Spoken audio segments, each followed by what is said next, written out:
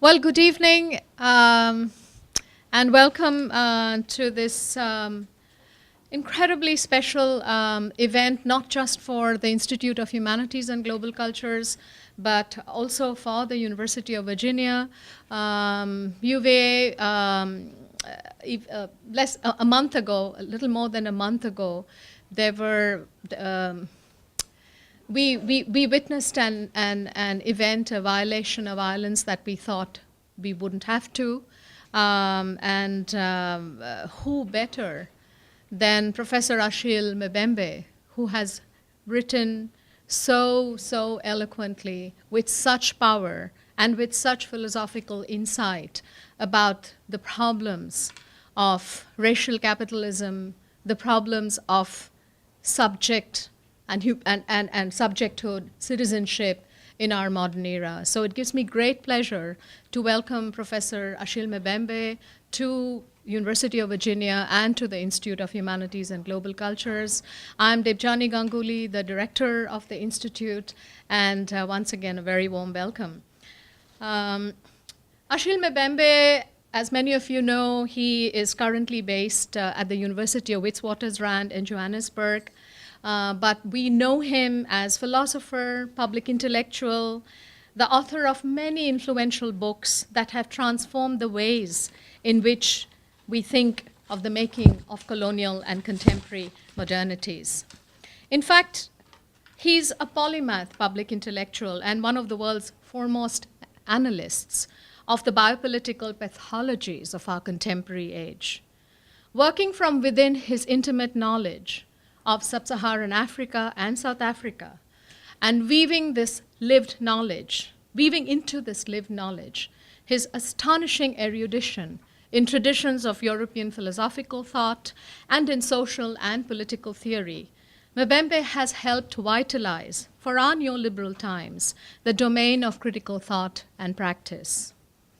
Few cultural theorists have written more forcefully about the global South as the new frontier in the unfolding history of neoliberal capital and its war machines, of the extractive economy of unprocessed raw materials that has turned Africa into a playground for Asian superpowers, China and India, and of what he calls racial subsidies, that is, capitalist rampages that mark people as either disposable or as waste within the entrails of the global economy. The impact of his work is evident in a wide arena of scholarship on colonial and post-colonial discourse, history, anthropology, philosophy, political science, and literary criticism and theory. Currently professor at the Wits Institute of Social and Economic Research, Achille Mbembe was born in Cameroon and completed his doctoral work in history at the Sorbonne in 1989. He has held various faculty and visiting positions in several institutions in the US, at Duke most recently, Harvard, Columbia University, the Brookings Institute in Washington, D.C., the University of Pennsylvania, Berkeley, and Yale. From 1996 to 2000, Achille was executive director of the Council for the Development of Social Science Research in Africa, that goes by the name of Codestria, in Dakar, Senegal. He has served as a contributing editor of the celebrated interdisciplinary journal, Public Culture. Achille's publications are prolific and wide-ranging, and I'll dwell briefly on two of the most influential in global academia, and that this does not include his most recent book that's available to English-speaking audiences, The Critique of Black Reason. So the first that I want to discuss is On the Postcolony, which was published in French in 2000 and then in English in 2001. The book tore through the pieties of the postcolonial rhetoric of freedom and resistance, autonomy and subjectivity, and in many ways changed the landscape of postcolonial studies in the new millennium. On the Postcolony is an explosive delineation of the perverse mythologies and obscene spectacles of authoritarian power in postcolonial sub-Saharan Africa, and especially Cameroon, Achille's country of origin. Drawing on the Bakhtinian idea of the carnivalesque, characterized by expressive if grotesque modes of embodiment, fertile, obscene, defiled through our earthy acts of sex and excretion. Achille traces the speech acts and the performative modes that characterize the fetish of state power and its excesses, where, as he puts it, the postcolonial relationship is not one of resistance or collaboration, but one of illicit cohabitation, where the commandment and the subjects participate in rituals of power that acquire a ludic force.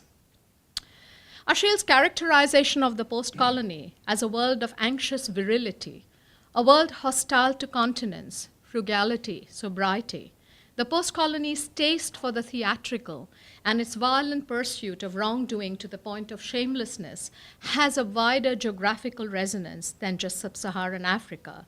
Closer to home, it cannot help but bring to mind the specter of our president and his cohort outperforming themselves in their hubristic scramble, God forbid, towards a second term in the White House. Necropolitics, his second influential work, an essay really in 2003, it's a landmark publication in public culture, and it outlines a new semiosis of killing, of political violence and challenges to normative readings of the politics of sovereignty and hyper-rationalist models of deliberative democracy. It explores sovereignty as the work of death, or as Achille put it, those figures of sovereignty whose central project is not the struggle for autonomy, but the generalized instrumentalization of human existence and the material destruction of human bodies and populations. The essay offers chilling insights on death worlds across a wide historical swathe, from slave plantations to Nazi labor camps, from apartheid South Africa to the occupation of Palestine, and on the asymmetric warfare of the post-Cold War era and the intractable horror of suicide bombing. Reading Foucault against the grain, Achille asks, is the notion of biopower sufficient to account for the contemporary ways in which the political, under the guise of war, resistance, or a fight against terror, makes the murder of the enemy its primary and absolute objective? And we just heard this morning that his very latest book, Critique of Black Reason, came out last year, and another book is already out in French and should be out in English very soon, called The Politics of Enmity. As the specter of ISIS and the ongoing Syrian crisis, not to mention the resurgence of deadly white supremacism, continue to haunt our everyday sense of the political, we see yet again the relevance of Achille's scholarship in helping us making sense of our time. Please welcome Achille Mbembe. The title of his talk this evening is Negative Messianism in an Age of Animism.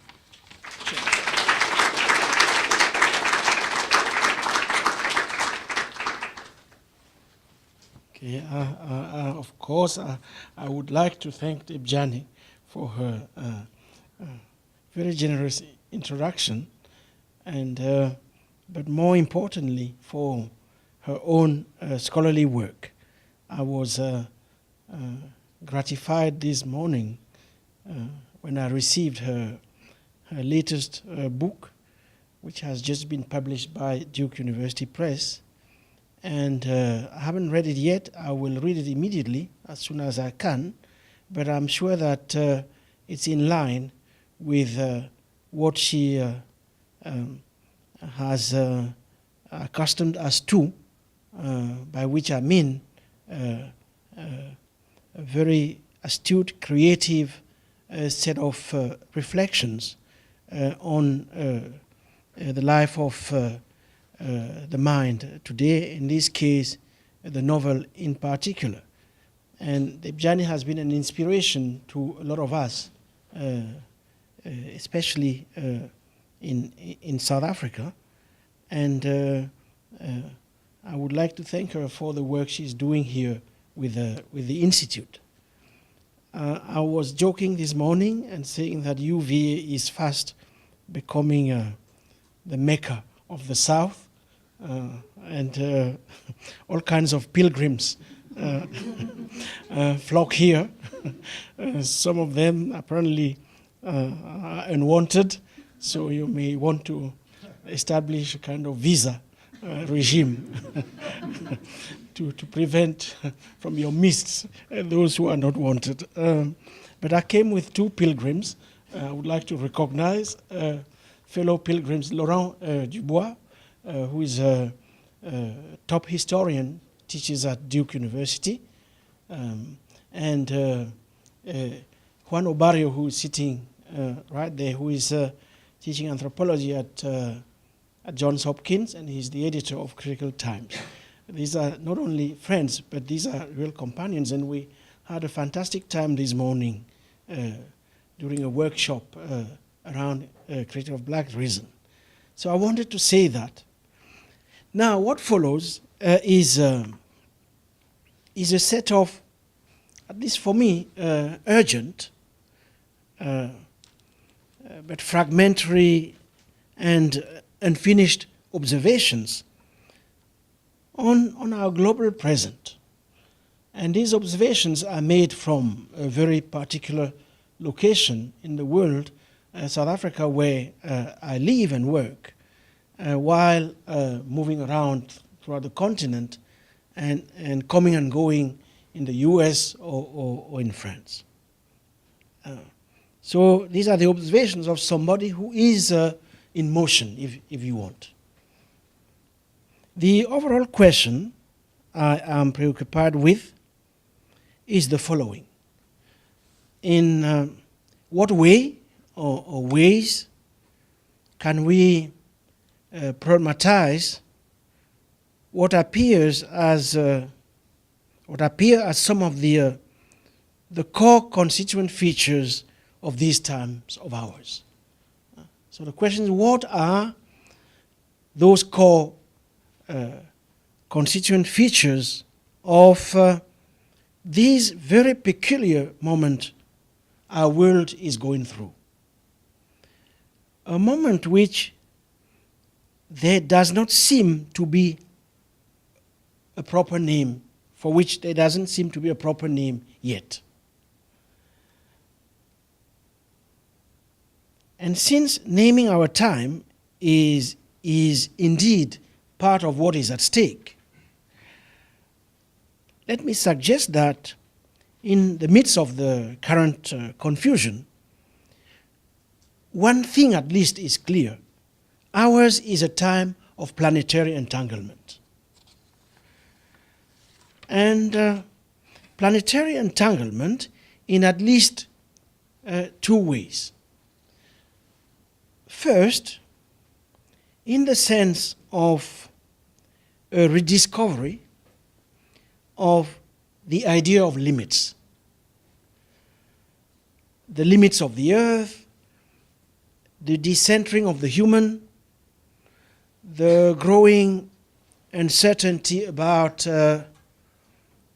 what will happen to the human species, partly because of the environmental disasters that we have created and may not be able to overcome. So we are rediscovering those limits and those boundaries. So planetary entanglement in that sense,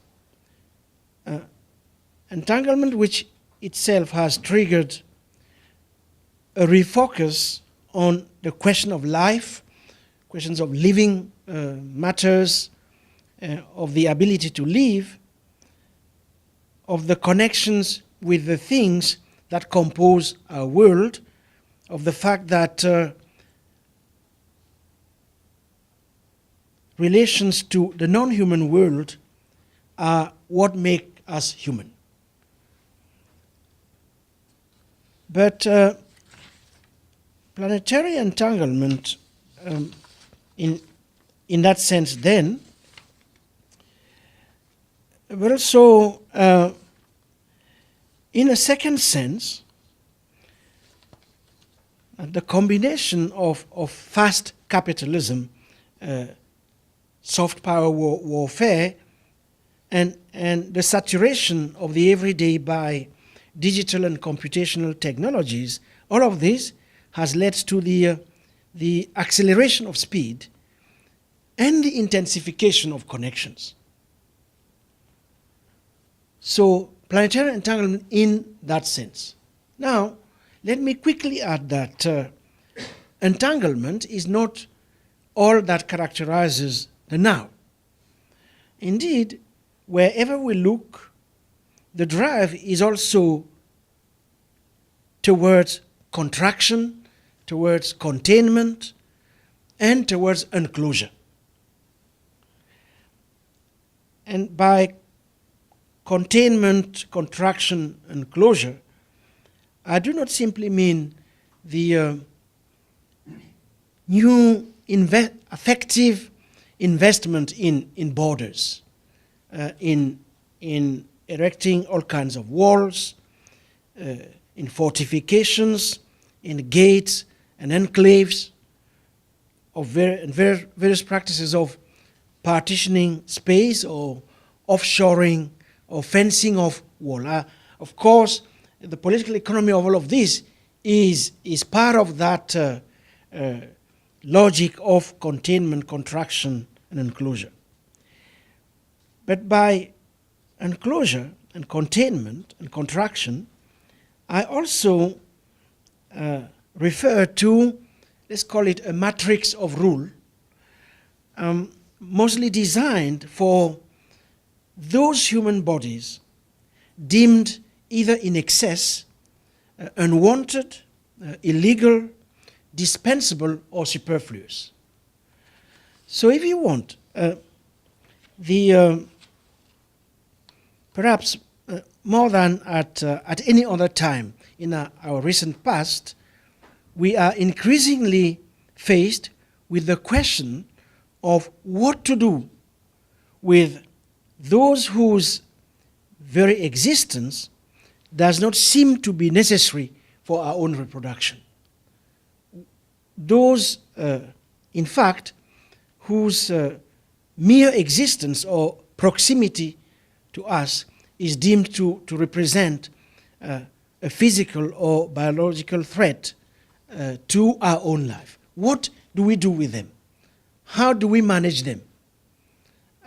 Especially in view of the fact that short of eliminating them entirely, which was a logic peculiar to genocidal colonialism, and I'm not inventing it, it was a historical fact, short of resorting to genocidal forms of elimination, they will remain in the midst of us, although they are not part of us. What do we do with them? How do we manage them? How do we rule them? And there have been many different historical ways of dealing with them. I mentioned genocidal colonialism. In the case of South Africa, it was apartheid, system of official segregation in laws, in social spaces, in churches, in cemeteries, and so forth and so on. Now, it seems to me that, in the case, more and more evident that these populations, let's call them like that, are dealt with through a new form of biopolitics which combines spatial confinement, the crippling of their capacity to move, mobility, and humanitarian strategies, the combination of which is to produce throughout the globe new landscapes of incarceration. And I use the term landscapes of incarceration because the term is capacious enough to include the actual institution of the prison, as well as the camp, as well as the islands. Some of them have been turned into camps and prisons, landscapes of incarceration, which suggests that contemporary ways to govern people deemed surplus, superfluous, unwanted, or illegal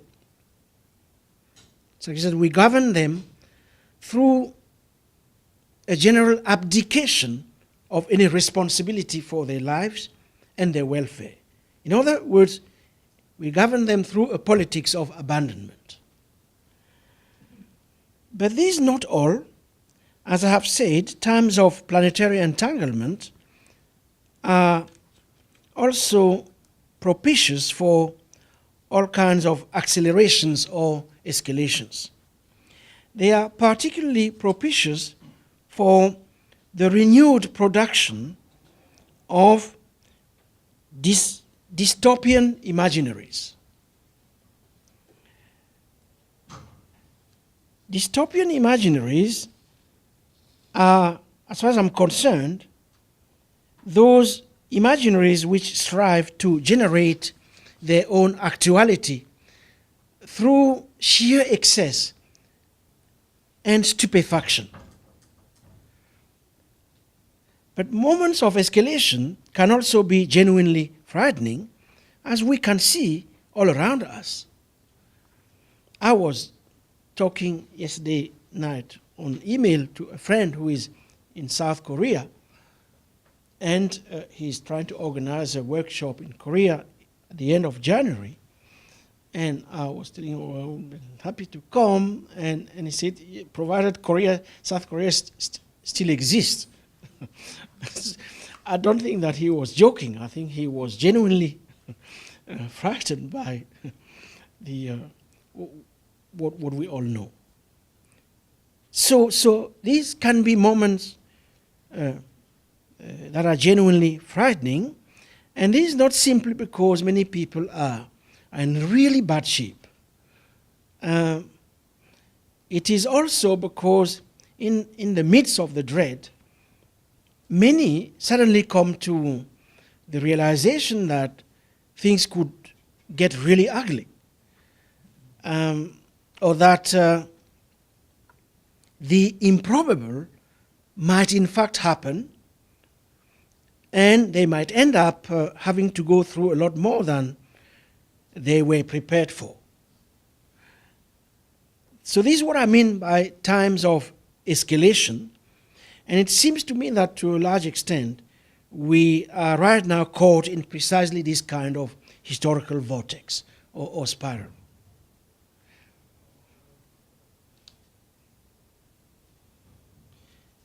But there is a third observation I would like to share. And here I don't want to sound as a doomsayer, but the fact is that right now throughout the world, lots of people, including very wealthy people, are prepping for disaster. Many actually believe that the world is going to end. They actually believe that we are moving towards some kind of final resolution, an eschatological moment that might signal either the end of the history of the human on earth or the return to some kind of idyllic past. I mention this because what it signals is it points towards the existence of a number of quasi-metaphysical dispositions that are there and that are, let's say, shaping the ways in which we act, we feel, and we inhabit the world right now. Let me mention three such quasi-metaphysical dispositions.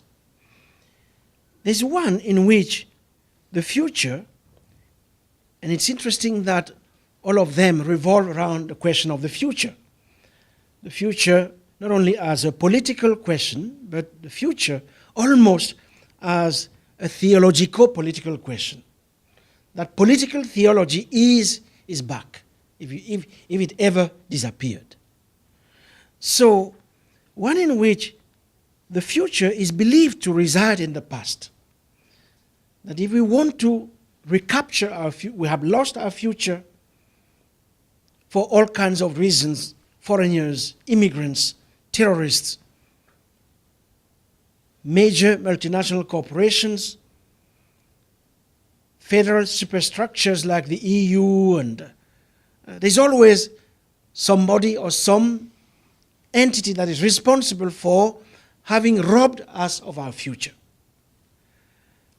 And so goes the discourse. If we want to recapture it and reopen it for all of us as being defined as a bounded entity that has somewhat always been there, whose origins and destiny are taken for granted, are not questioned, are a matter of belief and dogma and evidence, then we have to go back to the future, to the past. So that's one quasi-metaphysical disposition of our times, and we find it almost everywhere. In the north, in the south, in Africa, in Asia, and of course in some of the movements emerging in Europe in particular. I don't comment on this, what's going on here, since you know more about it than anybody else.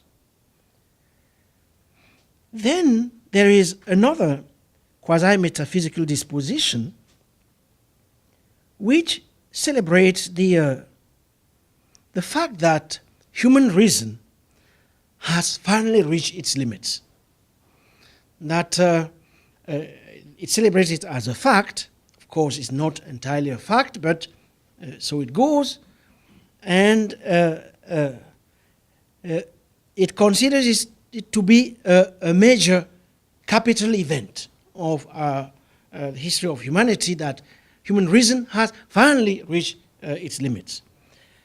And it celebrates the fact that the fundaments of axiomatic truth can now better be expressed in the form of techno-millenarianism, in the form, for instance, of algorithmic thinking by machines of all kinds. So the epiphany, somewhat, of the not really the machine, but of abstract reasoning, automated reasoning not by humans any longer, but by machines. Machines which are, because they are reasoning automated, they practice automated reasoning, machines which are, to which we can now finally delegate the responsibility to make decisions on our behalf. That finally we are released from the burden of the Enlightenment, which forced us to take care of ourselves, to stand on our own feet, and to exercise responsibility through our capacity to reason and to judge and to adjudicate. That finally we are released from that burden. And now machines can deal with that much better than we could by deploying intelligent capabilities we as humans will never dream to achieve. So call it outsourcing, whatever. This is one of the quasi-metaphysical dispositions of our age. The third one, there are many, but I'm interested in those three. The third is one in which the future fundamentally opens to nothingness. There's nothing to expect from it. Or if it opens to anything, it opens to distraction. And since distraction seems almost inevitable, and since what is coming will destroy us all anyway, many are asking, but why wait? Let's bring it on. Let's just end it all now. The final resolution, theology of final resolution, recapitulation. Let's just do it now. Let's sort it out now. There's no reason we should be waiting. So, impatience vis-a-vis the fact of waiting. Waiting is no longer privileged as one of those dispositions that are absolutely necessary for any politics of the future. So, when we take together those three metaphysical dispositions of our times, we can therefore argue, as I try to do, that the times are propitious for negative messianism. That's the title of the lecture. Let me make 2 or 3 quick comments on the concept of messianism.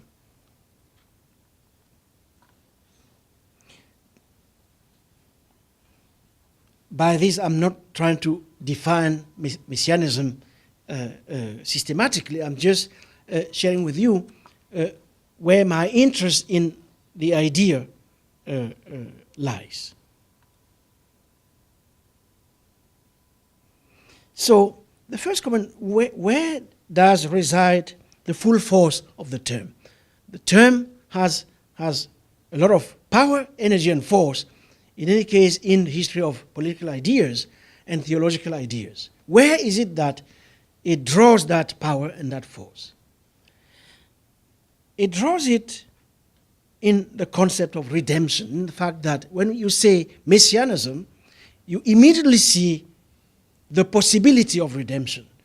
When you say messianism, you are, of course, some are seeing a Messiah, but even when you see a Messiah, what is behind the Messiah is this event is a major event, the event of redemption, of liberation, of deliverance, to use a religious term.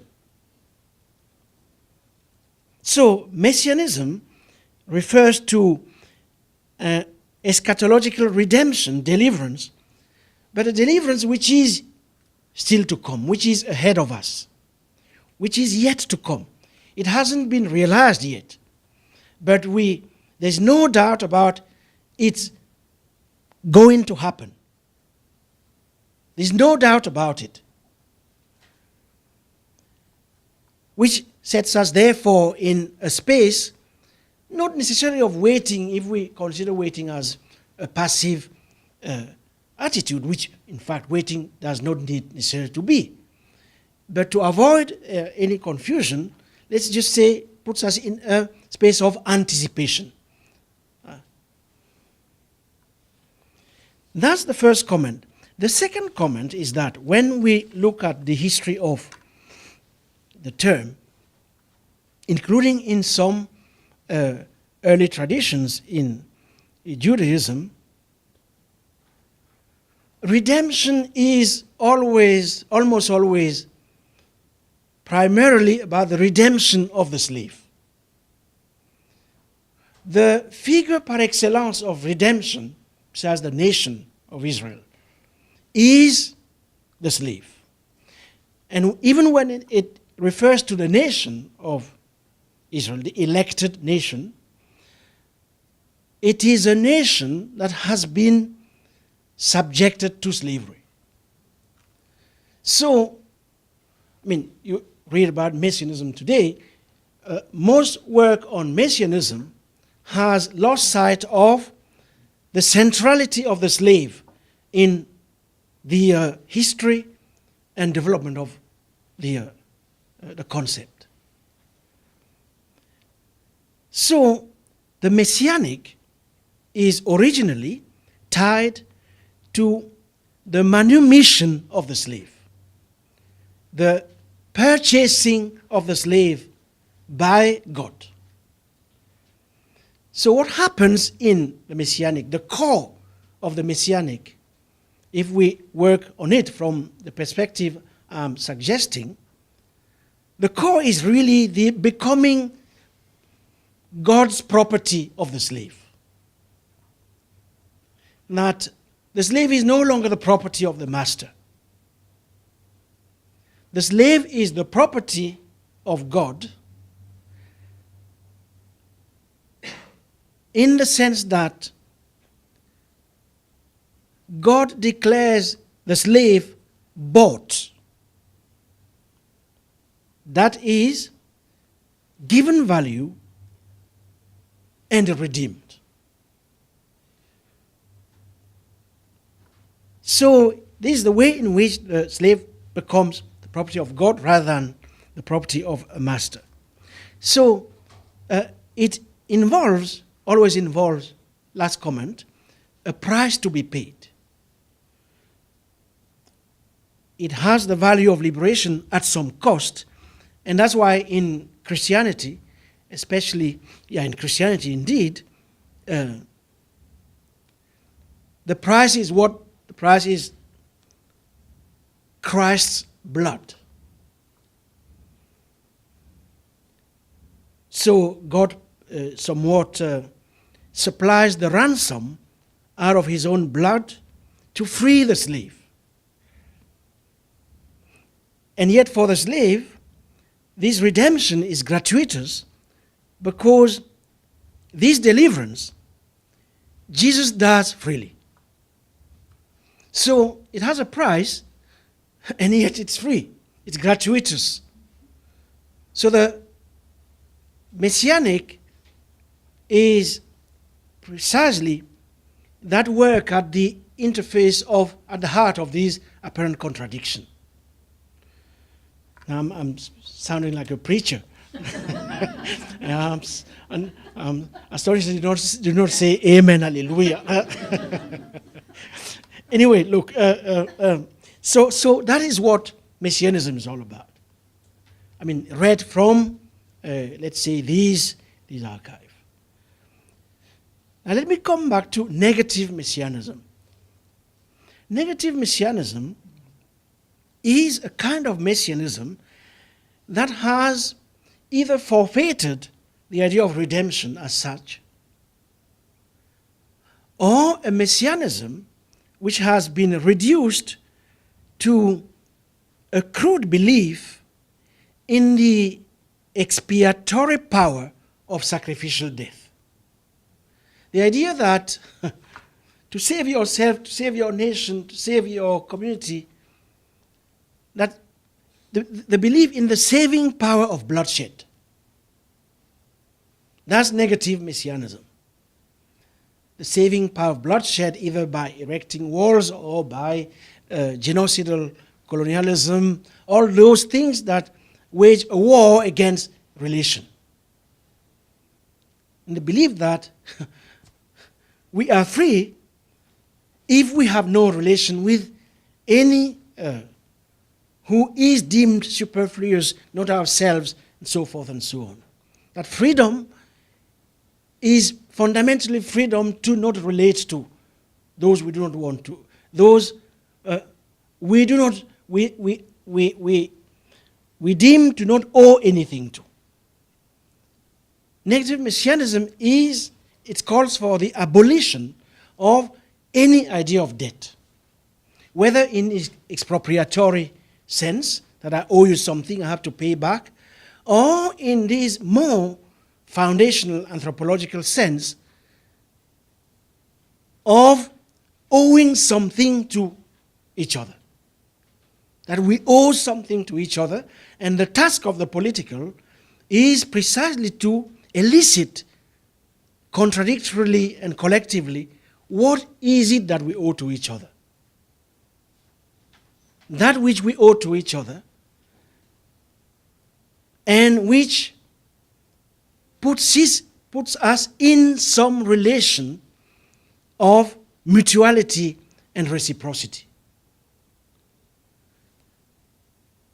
So, it's a kind of Messianism, negative Messianism, based on either the willingness to sacrifice somebody or to be sacrificed. One that turns a forgiving God into an angry God, an enraged God, bent on vengeance and punishment rather than on caring and repairing. So, if you want a little long expose, it's through the figure of the slave. Its aim was to re-establish the original connection between the idea of redemption, salvation, liberation, emancipation, and the idea of caring and of repairing that which has been broken, beginning with relation itself, relation and which is impossible to think about without at its foundation some sense of debt. So, negative Messianism is not interested in the liberation of the slave. It's not interested in the abolition of slavery. And speaking about the slave and the abolition of slavery, in this place and now, you understand precisely what it is that we mean. It's a Messianism in its minor version that is about survival. And in its major version, it's about collective suicide before the apocalypse. You don't wait for the apocalypse. You disappear before it happens.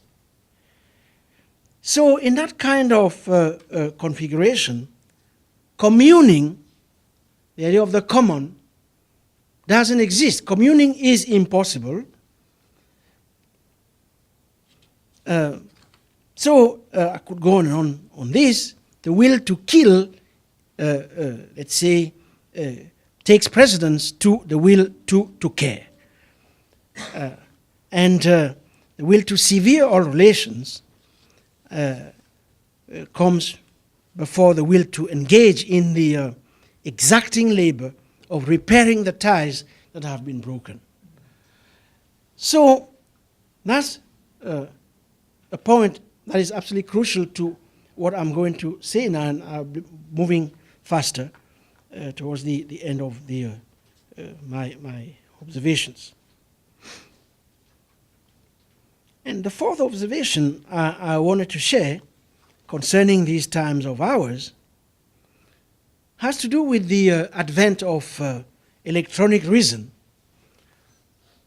and what I call the return to animism. And since I refer to animism, a little detour via Africa might be appropriate. Please don't fall asleep, because if you fall asleep, then you will miss the gist of the argument. You see, in old African cognitive worlds, systems of thought, because there were systems of thought there. We can retrieve them. Christina has been doing that kind of work, a number of others. In these old cognitive worlds, human beings were never satisfied of simply being human beings. They were not satisfied. And because they were not satisfied of simply being mere human beings, they were constantly in search of, let's call it, a supplement to their humanhood. And to be human was to constantly be in search for something more than what you thought you were, who you thought you were. And often, to their humanhood, they added attributes of animals, properties of plants, various animate and inanimate objects, which makes us therefore suggest that personhood was not a matter of ontology, it was always a matter of composition, of assemblage of a multiplicity of vital beings. You are a full human when you exhibit in you the attributes of as many different vital beings as possible. most of them borrowed from or domesticated from the non-human world, which itself was composed, of course, of a multiplicity of things. Some animate, others inanimate. So the business of life, and you are alive, consisted in mostly in converting one specific object into something else, capturing the force inherent in every single matter, in every single being, the capacity to do that constituting the ultimate form of agency. You are an agent if you are capable of deploying all the talents needed to, let's say, engage in this labor of composition and assemblage of different parts of the universe and the cosmos.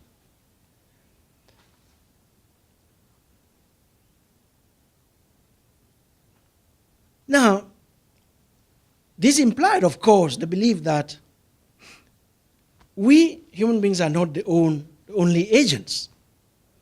If I want to become fully human in the sense I have just described, and if this requires my capturing, borrowing vital parts of other vital beings, this presupposes that I believe they also have agency. So this belief that we are not the only agents, modernity rejected it.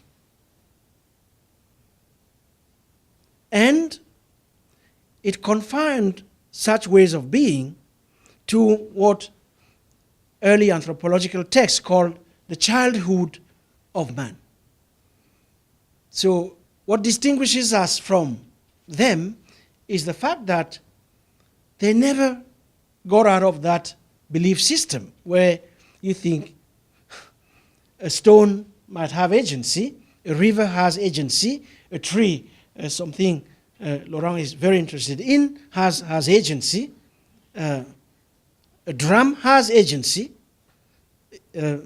your body has a kind of agency that put under a proper context might escape the owner of that very body.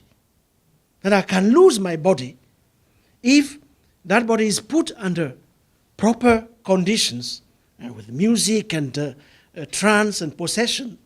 And then once it goes out of myself, I will have to recover it somewhat through all kinds of mechanisms. So this kind of world of, let's call it, redistributed agency, as opposed to the world of monopolistic agency that is typical of Western metaphysics. So they called it, oh, these are children. And what distinguishes us from them, they remained in that, and we exited it. We achieved a level where we believe that, in fact, we humans are the masters of everything. So today, it seems to me that the technological devices that saturate our lives have to a certain extent become extensions of ourselves, and in the process a new relationship between humans and other living or vital things is being instituted. And this new relationship is not unlike what African traditions had long prefigured. To some extent, okay, let me now be really provocative, we are all becoming Africans again. And the becoming African of the world. That's where we are. I mean, this world of computers, cell phones, iPads, the world of screens, that's what it is gesturing towards. So that's what I call the return to animism, in the sense that today many want to capture for themselves the forces, energies, and vitalism of the objects which surrounds us, most of which we have invented and we think of ourselves as made up of various pair or animate parts. So how we assemble them and for what purpose, becoming the question late identity politics raises so clumsily, I would argue. So the argument I'm making is that, in fact, this is not accidental. This is going on because neoliberalism has created the conditions for this renewed convergence and at times fusion between the living human being and the objects and the artifacts and the technologies which supplement or augment us. And this event, which we can equate to a return to animism, is not without danger for the idea of emancipation in this age of crypto-fascism. Now, I want to ask two questions and conclude. First of all, if the picture I have painted, which is a quick picture, which is the purpose of which is to evoke rather than to go systematically into any analysis. If we take it for the time being, if provisionally, to be plausible, then two questions should be asked. First of all, why do we find ourselves in this situation? And second, what is it that this situation portends for the future of democracy? Now, because we have constraints of time, I won't answer, I won't extend on why is it that we find ourselves in this situation. I would just quickly suggest that we find ourselves in this situation for two reasons. One has to do with the radical impoverishment of the real that has been triggered by both technological developments and the kind of economic system we live in, the collapse of, for instance, the basic foundations of knowledge and cognition, and the concomitant impossibility of accountability that comes with it. That accountability is impossible without, let's say, knowledge. So impoverishment of the real. And the second reason why we find ourselves in this is the fact that of technology having taken the place of the unconscious. And that's what I want to extend on somewhat now.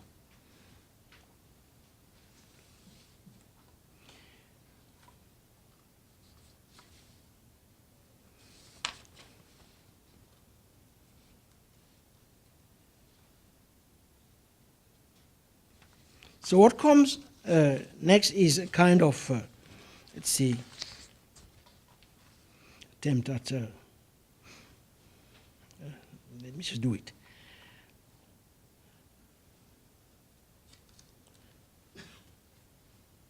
So I mentioned the economic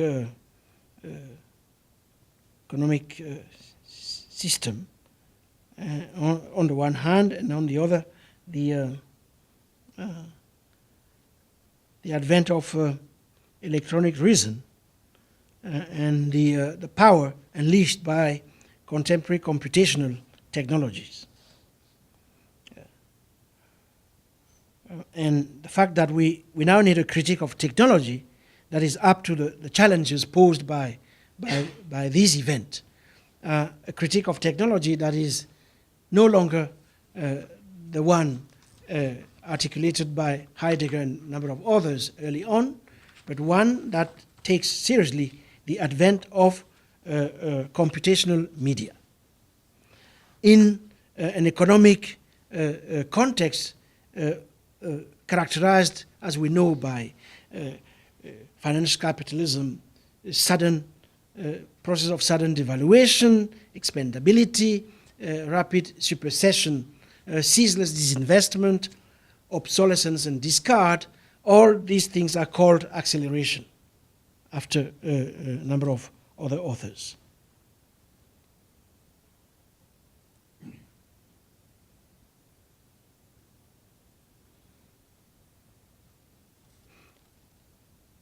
But what is really striking is the extent to which both neoliberal capitalism and computational technologies speak to some of the deepest fantasies that the modern human being has always entertained, beginning with the fantasy of watching oneself, a fantasy that was first experienced with the invention of the mirror.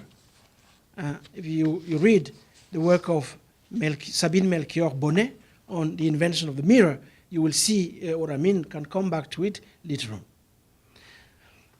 What Melchior Bonnet shows is that before the advent of the mirror as a technology of self-gazing, that's what the mirror is fundamentally, that we could not fully take ourselves as eminent objects of contemplation. We could only see our shadow or the refraction of our double, usually through the surface of the water or as an effect of light. Today, various auxiliary technologies and platforms, including all kinds of nano cameras, have taken the mirror to its ultimate stage with explosive effects.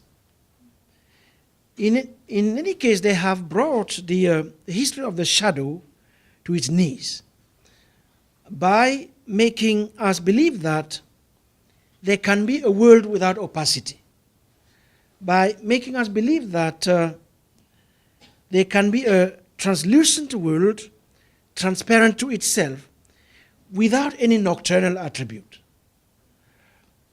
That we can finally become our own spectacle, our own scene, our own theater and audience, even our own public. So, in this age of endless self-curation and exhibition, we can finally draw our own portrait, intimacy having been replaced by what Lacan calls extimacy. So there's no intimacy, privacy, forget about that. We have moved to this phase Lacan has called extimacy, self-curation in public. I mentioned that, but the key point is that, in fact, it might be that a different kind of human entangled with objects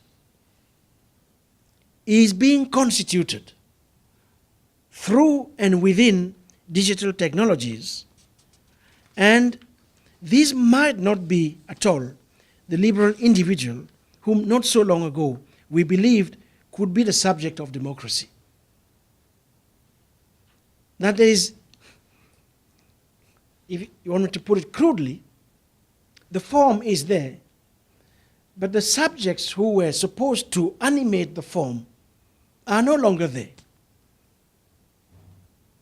So the possibility of this form crumbling in the void or crushing, if it's not crushed before it does the crushing, by this new form of the human, that possibility is distinct. It's pretty plausible. Now, this new order of things has, of course, serious implications for our traditional understandings of reason, of the political, of freedom, of self-government, since these are the key operators in any idea of democracy. Since modernity, every project of genuine human emancipation has aimed at what? At preventing the human from being treated as an object and ultimately from being turned into waste. Now, if under the empire of the digital and the eras of consumption, the human begins indeed to desire to also be an object, or to have some of the attributes of the object, or to see to it that objects and other inanimate entities are also endowed with the same rights as the humans, what does this signal in terms of the future of the political as such is a question I would like to leave you with. Thank you very much.